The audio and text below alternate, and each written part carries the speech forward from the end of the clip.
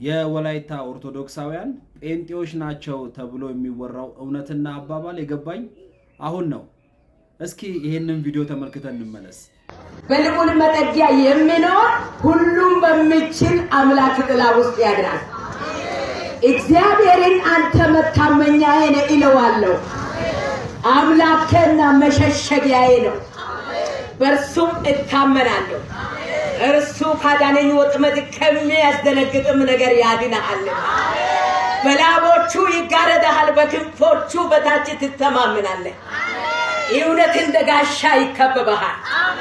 ከሌሊት ግርማ፣ በቀን ከሚበር ፍላጻ፣ በጨለማ ከሚሄድ ክፉ ነገር፣ ከአደጋና ከቀትር ጋኔን አትፈራም። በአጠገብህ 1000 በቀኝህም 10,000 ይወድቃሉ፣ ወደ አንተ ግን አይቀርቡም።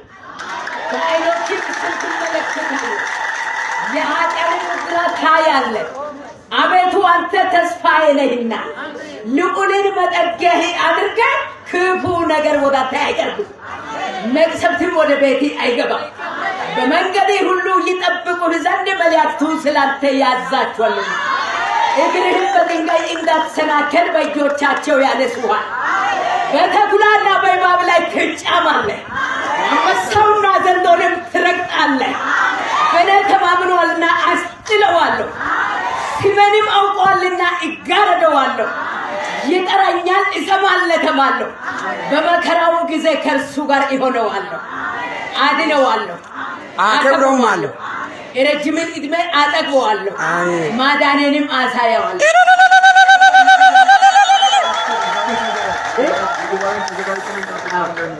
እሺ ቪዲዮ እንደተመለከታችሁት ነው። እናታችን በጣም ነው ደስ የሚሉት።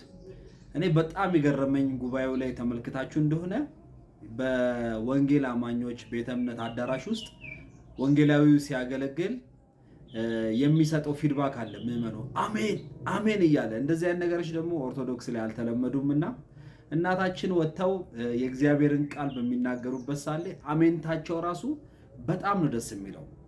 ስለዚህ ወላይታ ላይ ያሉ በተለይ እናቶች የእግዚአብሔርን ቃል በእንደዚህ አይነት ሁኔታ በአእምሯቸው ሸምድደው ሲናገሩ ማየት በጣም ደስ ይላል። አሁን በቤተ ክርስቲያን ውስጥ ክህነት አለኝ ብለው ክህነት የተቀበሉ ከጳጳሳት በአንብሮተ እድ የተሾሙ ዲያቆናት፣ ቀሳውስት፣ መነኮሳት ራሱ እንደዚህ ከእግዚአብሔር ቃል ጋር ግንኙነት ሲኖራቸው አንመለከትም። እኚህ እናት ግን የተወደዱ የተባረኩ ናቸው። ክብር ለኢየሱስ ይሁን። እወዳቸዋለሁ። ተባረኩልኝ።